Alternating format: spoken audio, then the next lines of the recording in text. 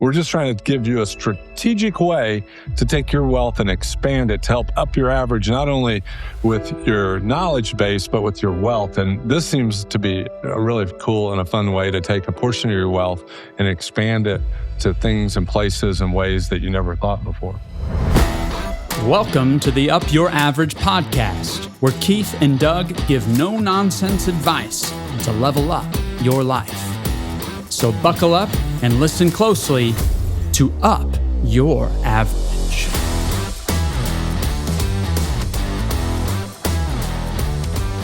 Good morning, Caleb. Good morning. It's a great day to be in Indianapolis or the Central Indiana area. That's right. I kept saying all week, I love snow. I'm not sure I appreciate the accumulation of it, though, but it was really beautiful earlier. Yeah, that's for sure. It was coming down good for a little bit. You don't look like you've got a standard dress code going on there. You look like you just came in off the street. Should we give you some food or something? I'm all good. I have Miracle on Ice t-shirt to celebrate the Winter Olympics. I'm going to I think Doug gives movie recommendations. If you've got Netflix, they've got a new documentary about the Miracle on Ice team that I'd highly recommend. It's worth watching. It can stir your soul a little bit. It can. I just like thinking that I can do things that people say I can't. And that team really, they beat everybody's expectations. Yeah. So, well, that was... I don't even remember when we took you there. How old were you when you got that t-shirt? It was on our Nova Scotia trip. So I was 16 or 17. Nice. I wish I could wear shirts from when I was 16 or 17. That's a funny idea right there. Yeah. Well, it was probably 2019, maybe. 2019? Okay. I literally was motivated when I watched that show to want to go back to Lake Placid. It's such a cool little town. And this is just an observation. It's not a judgment, just an observation. There's a scene in there that all the people were celebrating in the streets of Lake Placid in 1980.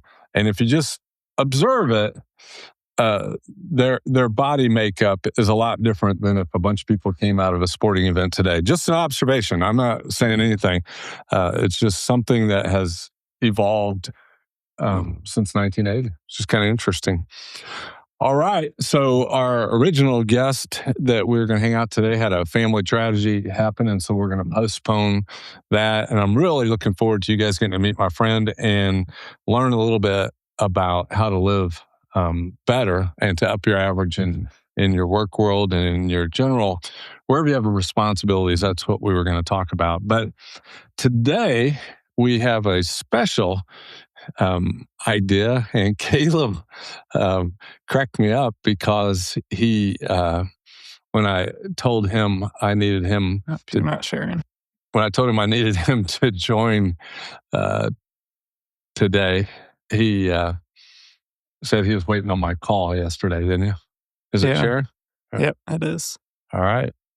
So we couldn't think of a creative title, and we needed just a little bit of help to say Generosity Reimagined. And this is really a big deal. I think generosity is huge.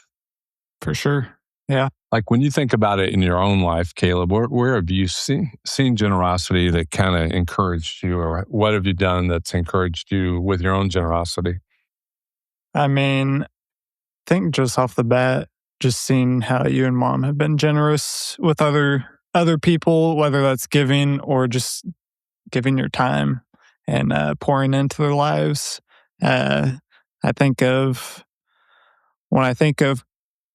generosity with time, I think Micah and helping me just woodworking, either that's growing up and doing a project with him, or if I'm doing my own woodworking and I need help with a certain part of it or a tool to help with, and he's always there like, yeah, come on. I love that. I love it. Well, so as we kind of get into it, we have some creative ideas, and I was pondering life today. So you hopefully all of you have your estate plans set up. You've got, if you're a young family, you've got your designation of guardians for your children, so that there's no wondering what's going to happen there. If you're an older family, that you've got the distribution set up most efficiently, along with power of attorney documents and things. But what I was thinking about with regards to the resources you have, I can only think of 4 ways that your wealth is used throughout life. So you either can consume it with your lifestyle. And so if you're a big consumer, then what happens is your wealth is consumed along the way and it never shows up on your balance sheet. And that goes in kind of parallel with Doug's conversation about cash flow a couple weeks ago. It's just however you choose. You can spend your wealth now or accumulate it, but you're gonna consume a chunk of it.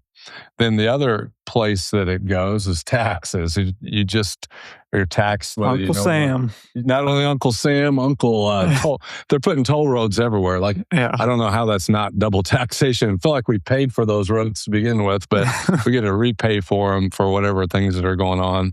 So taxes are going to consume your wealth. And then destroyers of your wealth might be theft. It might be, accidents. It could be a variety of things that your wealth is just destroyed. Could have been this past week if you had precious metals or cryptocurrencies that was destroyed by volatility, and that happens. I sent you a screenshot I saw of a guy that had to sell his jet. Oh, yeah. Because his cryptocurrency went down more than he thought. He wasn't trying to get rid of his jet. His wealth forced it out, and that was a destroyer of wealth. And then the final thing I think you can do with wealth is just give it to improve your world. And that fits in with one of our core beliefs at Gimbal is generosity wins. And so this was a chart that I didn't really even talk through with you, Caleb, about thoughts that I have. I've got an article I wrote probably 25 years ago called How Much is Enough? And there's a temptation when we accumulate wealth that the slope has to just keep going up and that you don't ever want to consume your wealth. And what I put here was just an example of somebody that started accumulating wealth at 20, and then the wealth that they accumulated, it grew at either 5 or 7%. And instead of letting it just keep going up, is that at 65, they just made an intentional decision that I don't need to grow that anymore. And at that point, then you can flatten out your wealth. And how you flatten it out could be a variety of ways. But a way is giving. Another way is you lower your rate of return. You can just say, I'm not taking any more risk and I'm going to have 0 rate of return. I don't care what happens in the opportunity, but when you flatten it out, it intimidates, gets people's energy going, but it could be one of the coolest things you ever did. And one thing by giving could be, you could be transferring wealth to your family and building up family wealth instead of just your own particular wealth, like generational wealth. Yeah. And that's how a lot of people over the years have really built multi-generational fortunes. Yeah.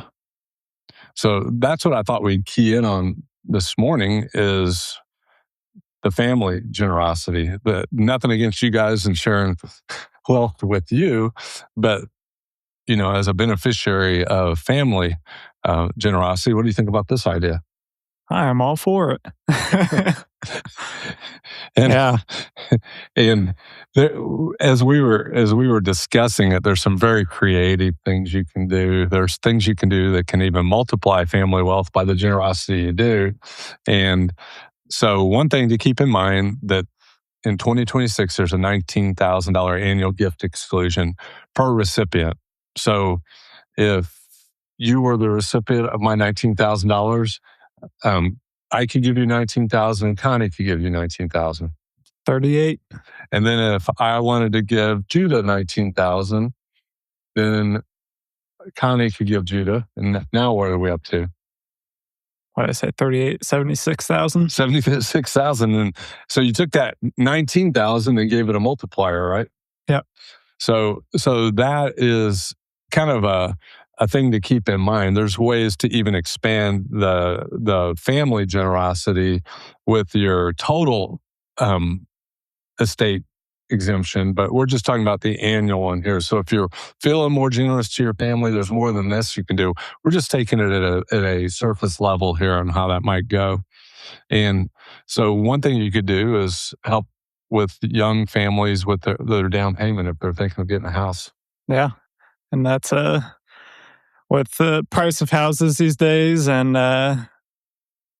just young people have all these different expenses, whether that's you got student loans, you have rent isn't cheap if you're renting. That's pretty much a down payment every month. Just all these different expenses coming every which way. So just any little bit helps towards down payment or their living expenses.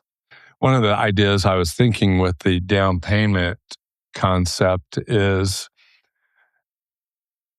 there's a saying in leadership or in business, yesterday's perquisites or perks become tomorrow's expectations. And so if I gave somebody a Christmas bonus, then they might believe that's going to happen every year.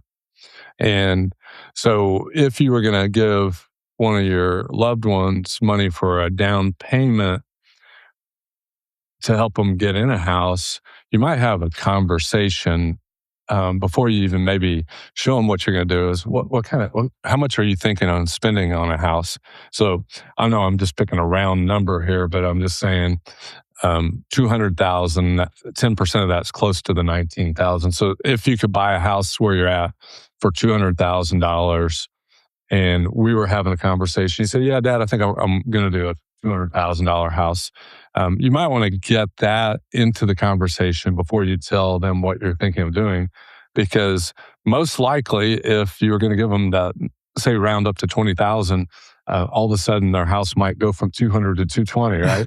Yeah. And you really haven't accomplished anything because they're in the same place they would have been. And so as you're thinking about maybe using wealth to help somebody with a down payment, you might have the conversation what they're thinking, and then say, we were thinking about maybe helping you, but we don't really want you to get more house because of this, because it doesn't accomplish what you're trying to. Yeah, exactly. And so what I know my tendency would be is like, oh, I'm going to go get all these add-ons, and still I have the financial burden on my shoulders that really I think that parents a lot of times try to help. Holiday gifts and birthday gifts are just a way that you can help with your family members, and that can be creative. Travels and meals. I know for us at this season, that's been a thing that we've tried to do, is when we can travel as a family, it gives us kind of a soulish gift to have time with you all. No. And it's the gift not only of that to you, but it reduces kind of the cost of that when we help cover a lot of that. Yeah. And then the one that we really want to spend time on is education assistance.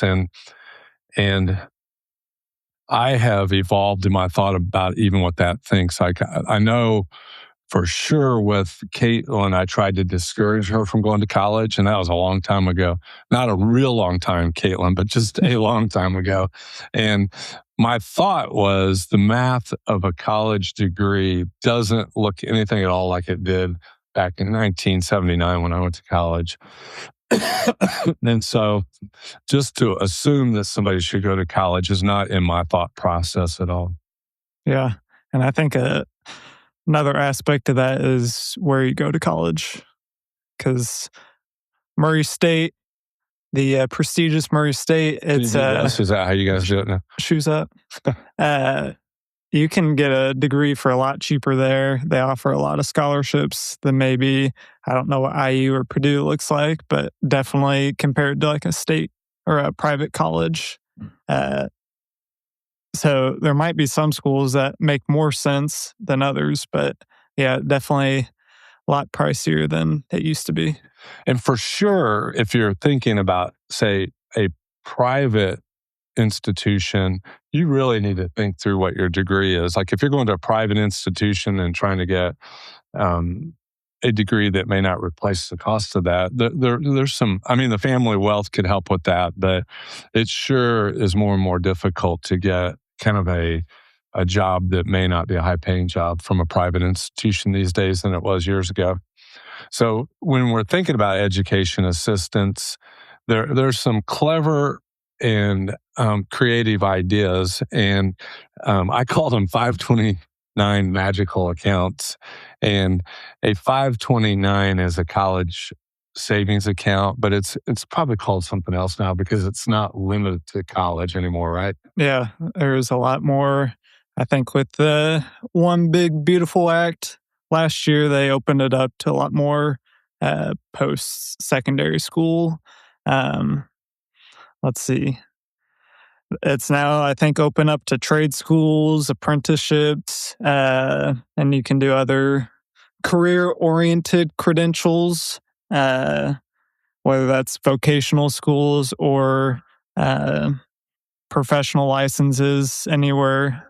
It sounds like if you get training for uh, job purposes, sounds like you can use it for that as well. Yeah, and we want to give a shout out to our friend Steve Haynes, who runs the local Dale Carnegie organization. That, from what we discovered, it looks like a Dale Carnegie class would be a qualified expense. Yeah, And for me personally, I would advocate, if I had a senior in high school, I would advocate them taking the Carnegie course before they go to college. I think it will just make their experience more profitable for them. And so to think of the ways that you can spend the money in the 529 is pretty phenomenal now. yeah, And so when we call them magical accounts, it's you need to be creative when you think about the 529s in a lot of different ways, wouldn't you say?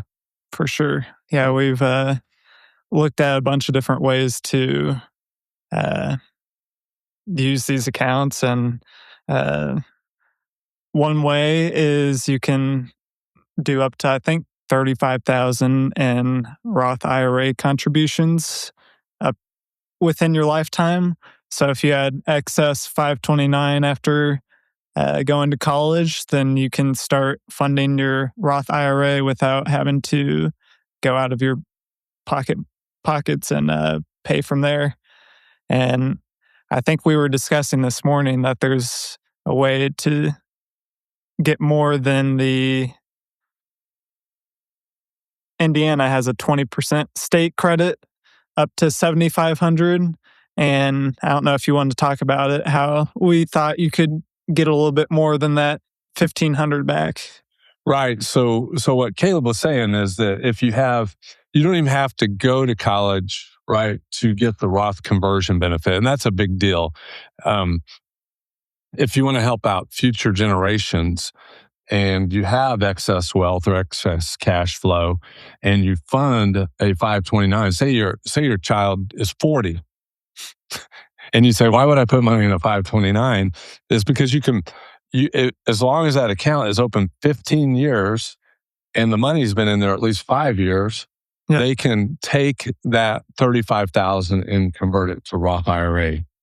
Yep, up to the annual IRA contribution limit. Yeah, so if they were, is that 7,500 this year? That sounds right. Yeah, and so if they were 50, say you started it for your 40-year-old and they're 55, that hit the 15-year, then they can also do the Roth conversion because they're over age 50. They get an extra 1,000 or so to put in there. Yeah, and I think a big thing about this would be if your state has a credit of some sort. I know Indiana does, but there are other states that don't have these credits, so it might not make as much of a sense.